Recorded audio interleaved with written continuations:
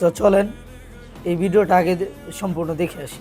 27 বছর বয়সে একটা মুক্তিযুদ্ধ করেছি, 81 বছর বয়সে আরেকটা করবো ইনশাল্লাহ। এবারে কবরে যাওয়ার আগে পর্যন্ত মনে থাকবে, পুলিশ বলতেছে তার অফিসারকে, তার একটা গুলি করি, একটা পড়ে যায়, বাকিগুলো লড়ে না, দাঁড়ায় থাকে।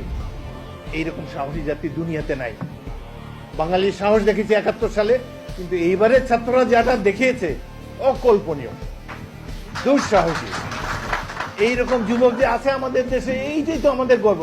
ভারত কেন, আমেরিকাও এসে কোনোদিন বাংলাদেশ দখল করতে পারবে না। Come and try.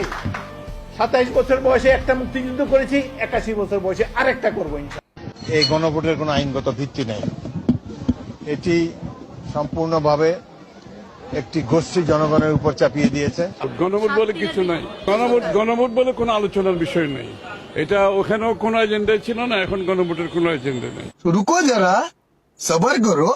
और अभी तो रुको, क्लाइमैक्स अभी बाकी। বিএনপি যদি এখনো মনে করে তার পুরনো ধারার রাজনীতি কইরা সে ক্ষমতায় আসবে এবং টিকে থাকবে, আগে আপনাদেরকে বলছিলাম বিএনপি ক্ষমতায় আসলে থাকতে পারবে সর্বোচ্চ 3 বছর।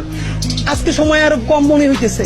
বিএনপি যদি বিপুল ভোটে না 300-তে 300 জিততে আসে, এই অবস্থায় সে 2 বছরের বেশি সরকার রান করাইতে পারবে না।